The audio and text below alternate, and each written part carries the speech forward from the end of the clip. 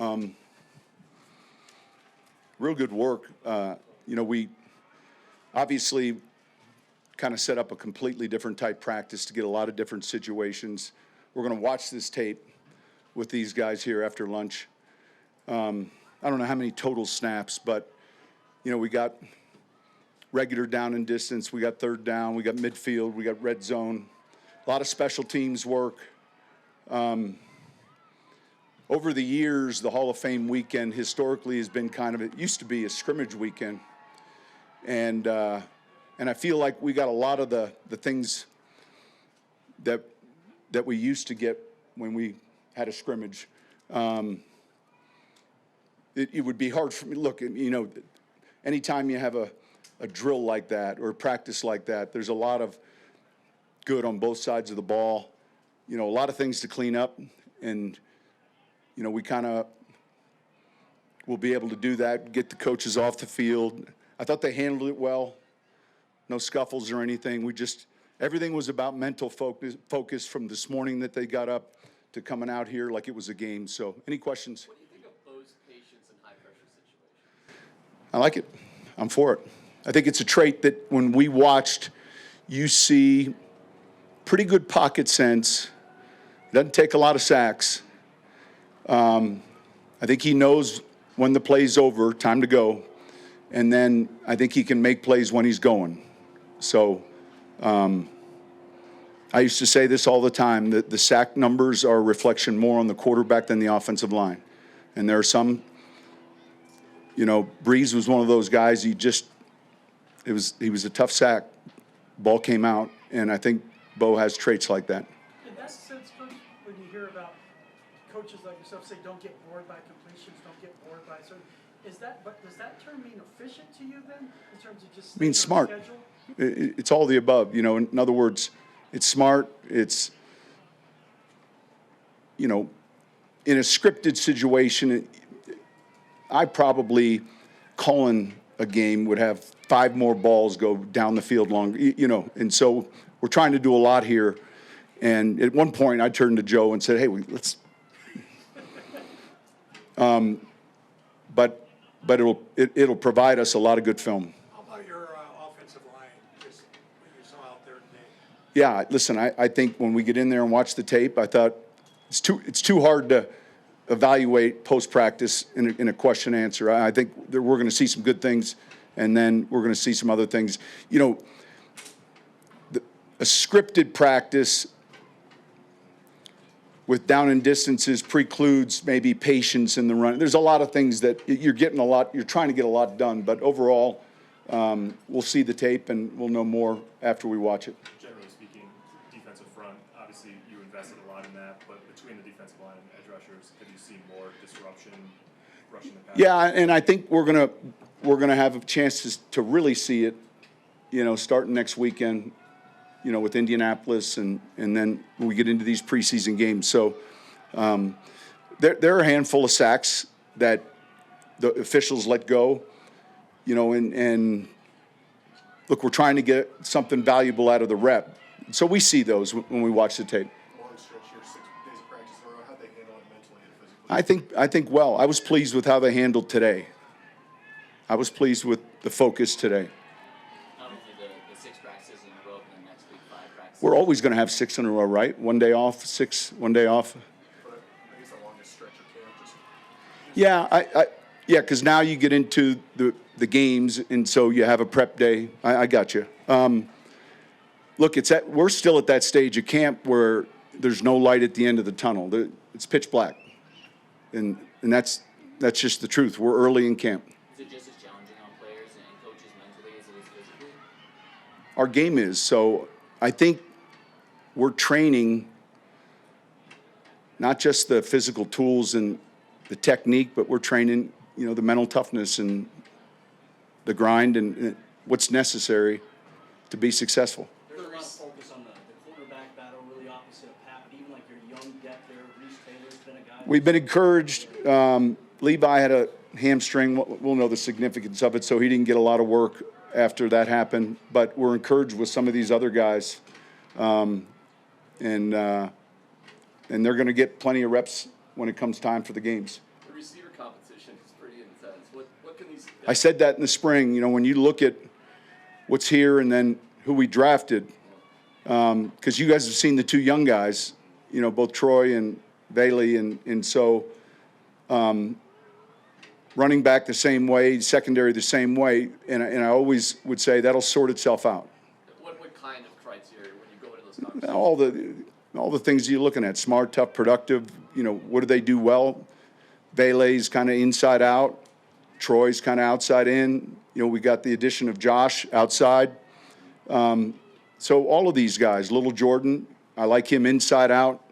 You know, much. You know, so there's certain skill sets that they all have, and then some are different than the others. But it's a big room, and I do think there's quite a bit of competition there. When you have a player who maybe makes like one or two big plays, like 3 or 4 days in a row, at what point do you say, okay, maybe let's expand the plate here for this? Yeah, well, we would certainly begin in. We're not at that stage where we're menuing or, you know, really putting custom suits together for the game plan, but it's everything we do during the week in season. You know, when we see certain strengths, like you mentioned, then there's a name on each play that, I mean, there's a primary receiver when we're throwing the football that a lot of thought has been given about where the alignment is and what he's doing. So, good question. I know you value smart players. In the way you run a camp is a little old school. The gassers at the end. How much does toughness matter to you? I think it matters a lot, and I think it matters a lot to their health during the season. We saw that a year ago. I mean, 2 years ago, we were 32nd with 134 guys that missed game because of injury. 134. Last year, I think we were 33. We were first in the league. I think you have to build callus. You And want a toughness style of play as well yeah, to incorporate yeah, that? I absolutely do. Yeah, we want a mentally and physically tough team. And you can talk about that, but there's an element to getting it.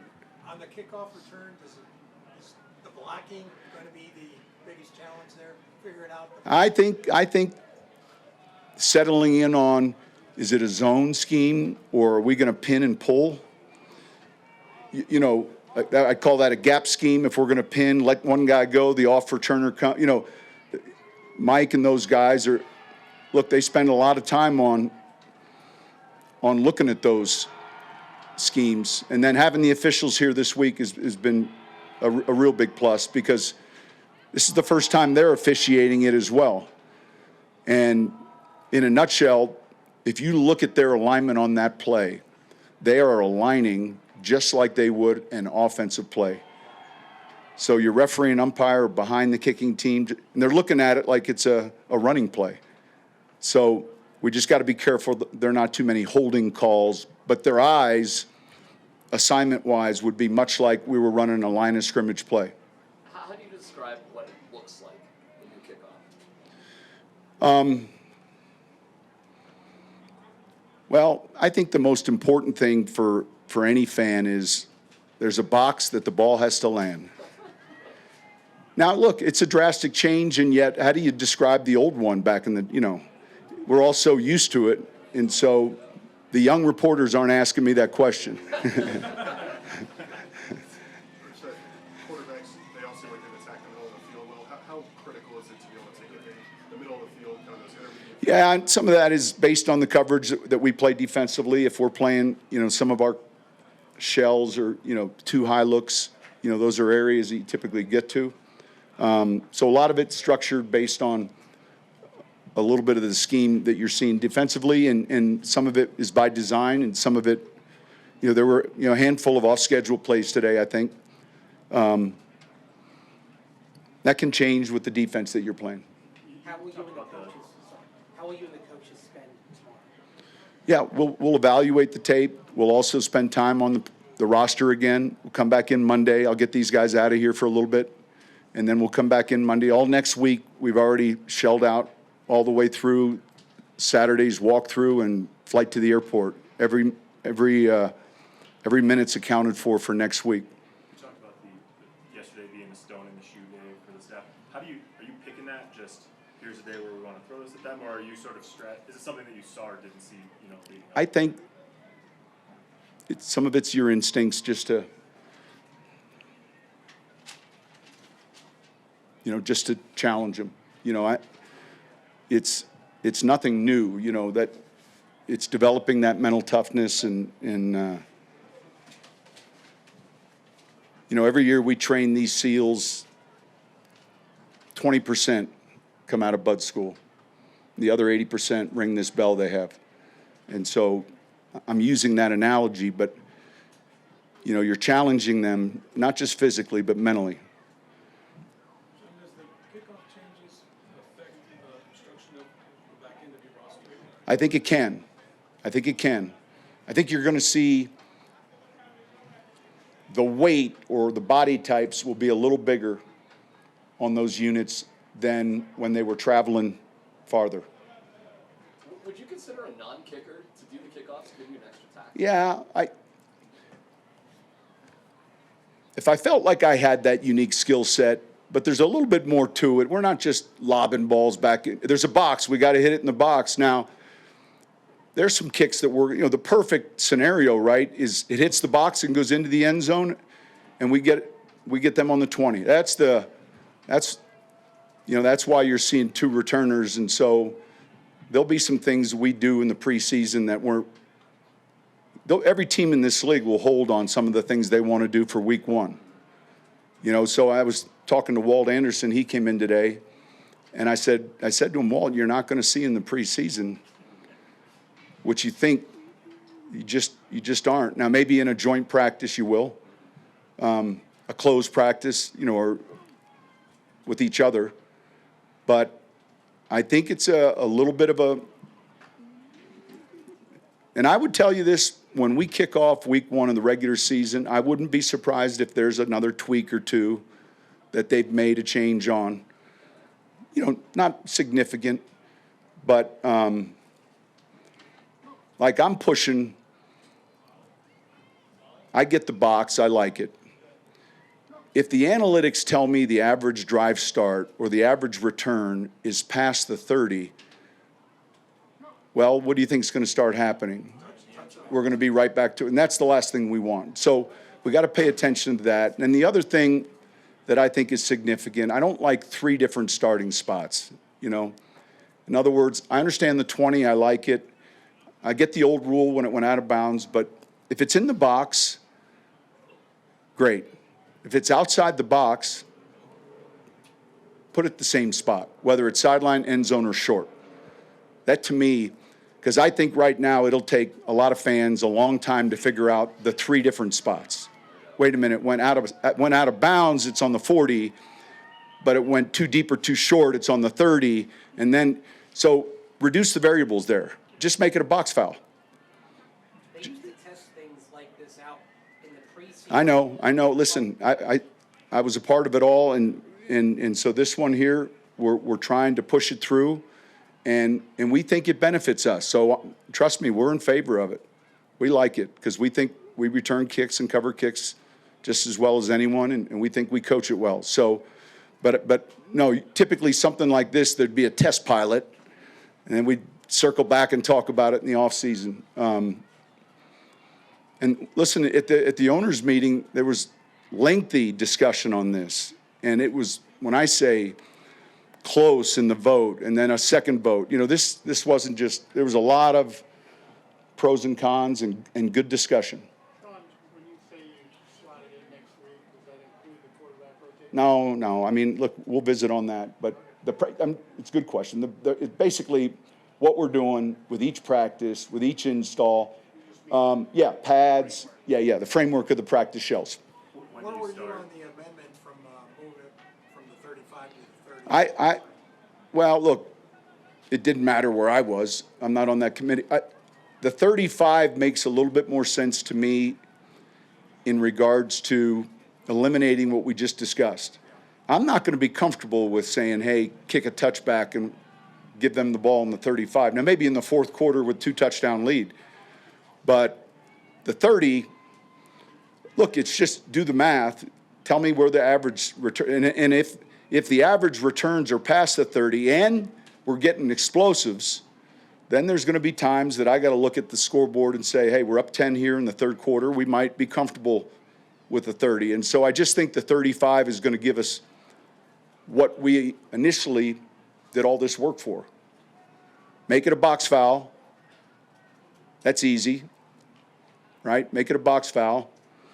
And there's 2 spots. But right now, that's not where it's at. And look, we're pushing. Obviously, availability matters, but how far do you go into next week before you start figuring out snaps for the first week? Yeah, so typically we'll be Broncos on Broncos Monday, Tuesday, Wednesday, Thursday. Friday will be Colts. Saturday will be Colts, and then we'll fly and play the Colts on Sunday. Later in the week, we'll decide those roles.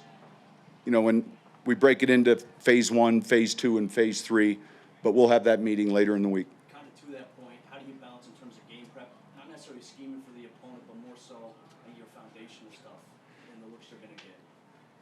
We're still in camp, and so we flip the script. Friday is the first day we start holding up cards and working on the opponent. Thank you, Coach. All right. Thank you.